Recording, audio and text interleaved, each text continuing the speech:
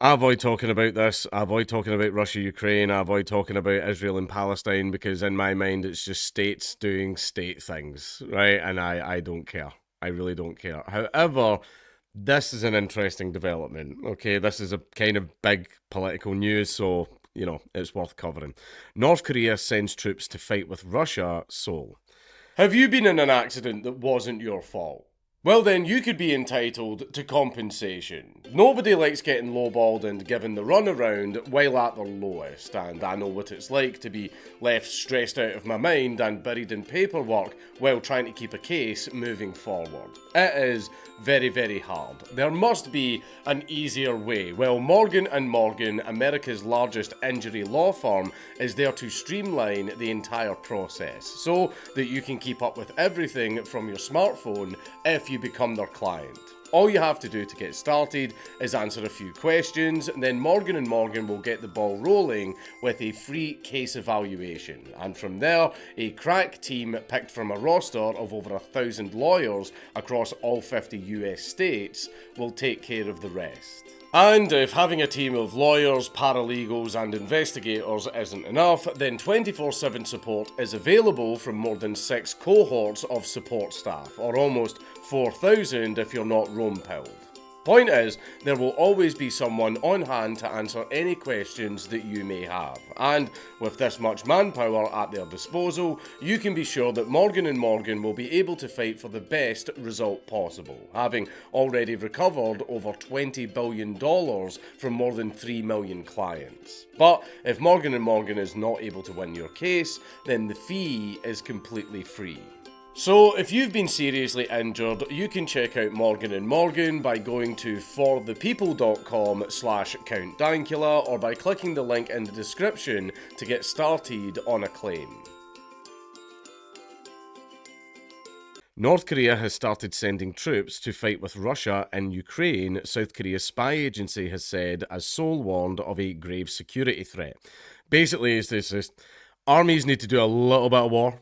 The countries just need to do a little bit of war. If any of your guys are a little bit wet behind the ears, they've not seen any action, they've been through basic, they've done all the training, they've done all that, but then essentially they're just on glorified guard duty for like 6-7 years. Nah, you need to put them in the shit for a little while, so to speak. You need to stick them in there, toughen them up, give them a bit of experience, separate the wheat from the chaff, as it were. So that's why states like to do a little bit of war from time to time, just to give their soldiers the training. That's what they do.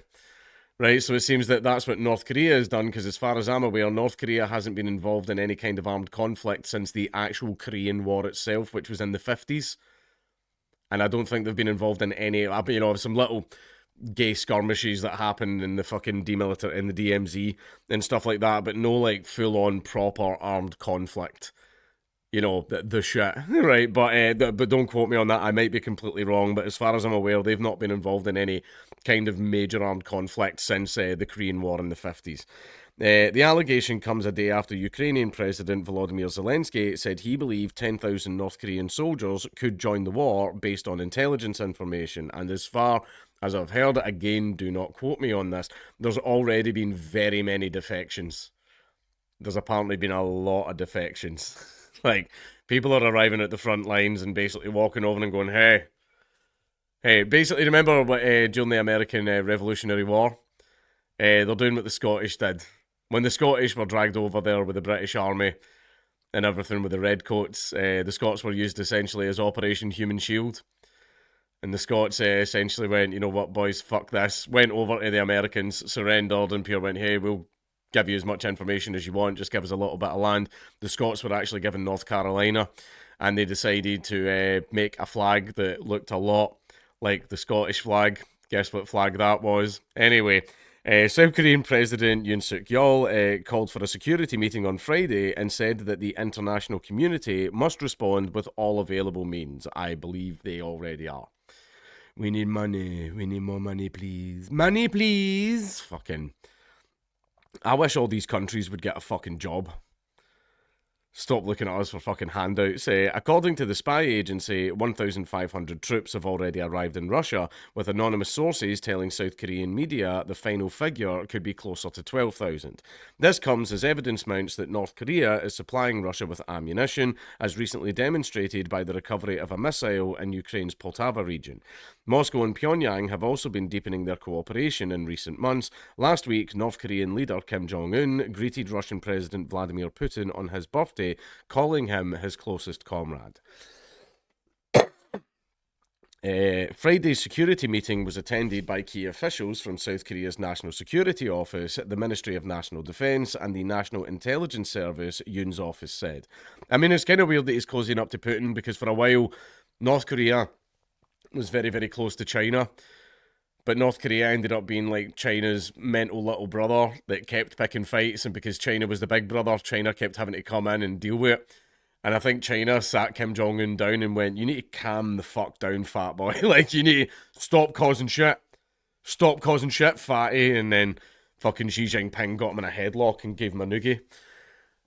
Like, I think that's what happened. But basically, yeah, China even had to go in and tell North Korea to calm the fuck down, stop stirring up shit.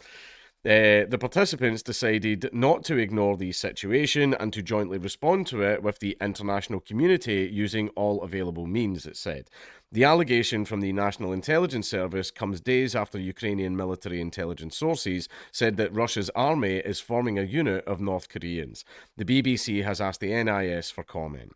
On Thursday, Ukraine's spy chief, Kirilo Budanov, claimed that there were nearly 11,000 North Korean infantry troops training in eastern Russia to fight in Ukraine. They will be ready to fight in Ukraine on 1st November, Lieutenant General Budanov, who heads the Ukrainian Defence Intelligence Directorate, told the Warzone website. He added that the North Koreans would be using Russian equipment and ammunition, and the first group of 2,600 soldiers would be sent to Russia's western Kursk region, where Ukraine holds a number of settlements after launching its incursion in August. Earlier this week, Putin introduced a bill to ratify a military pact he made with Kim, which pledges that Russia and North Korea will help each other in the event of aggression against either country. So basically, is it BRICS? I think that's what it's called. I can't remember if BRICS is essentially NATO, where if anybody starts shit against one of us, all of us jump in.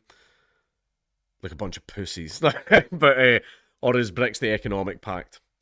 I think BRICS is the economic pact, but don't quote me on that. But basically, like China, Russia, North Korea, and all the other places have kind of agreed, hey, if shit kicks off, do you want to help each other out? I think, because obviously they would do that because, the vast majority of the world is against them because of American hegemony over, and playing world police over the entire planet.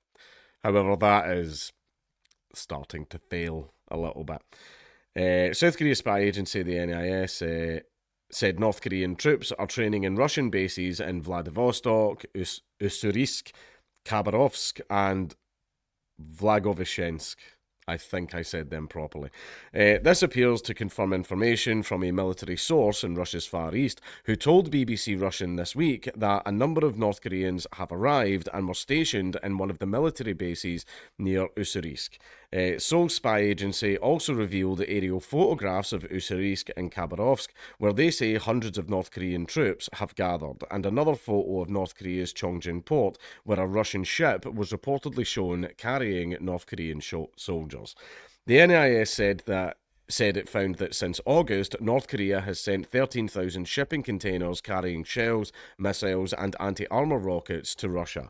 As many as 8 million 122mm and 152mm shells have been supplied to Russia, it said. However, some military experts believe the Russian military units will have difficulties incorporating North Korean troops into their front lines because, like I said, the North Korean troops have not saw any actual action. They haven't had a fight since the 50s. I think, don't quote me on that, maybe there's been a few little things, like that whole thing that happened with that tree and everything, right? Maybe, but I'll need to double check that. Apart from the language barrier, the North Korean army has no recent experience of combat operations, they said. They could guard some sections of the Russian-Ukrainian border, which would free Russian units for fighting elsewhere, said Valery Ryabik. I think that's how it's pronounced, editor of the Ukrainian publication Defense Express. I would rule out the possibility that these units will immediately appear on the front line. They are probably going to get used for guard duty and basically doing stuff like well behind the line to free up the actual trained and seasoned Russian soldiers to get them sent to the front. I believe. Maybe. I'm not sure. Fucking hate nation states, man. Just going around picking fights with everybody over some dumb shit. And it's all about power. That's all it's about. Oh, hey, the guy that's sitting in the big chair, like 300 miles away, he wants to sit in my big chair. And I don't like that.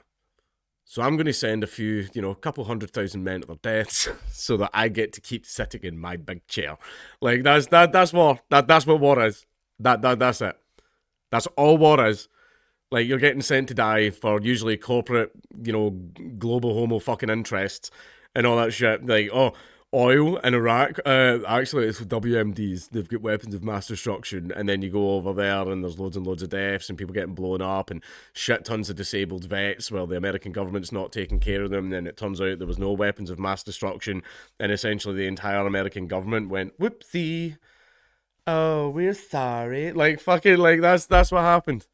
That is what happened. That's the majority of war these days. Some other country wants to sit in my big chair, so I'm going to send a bunch of young men to their deaths. That's war. That's modern war. That's what it is now. Except there's drones now too, so basically more creative ways for everyone to kill each other. I hate warhawks. I fucking hate warhawks, man. I'm fucking sick of them.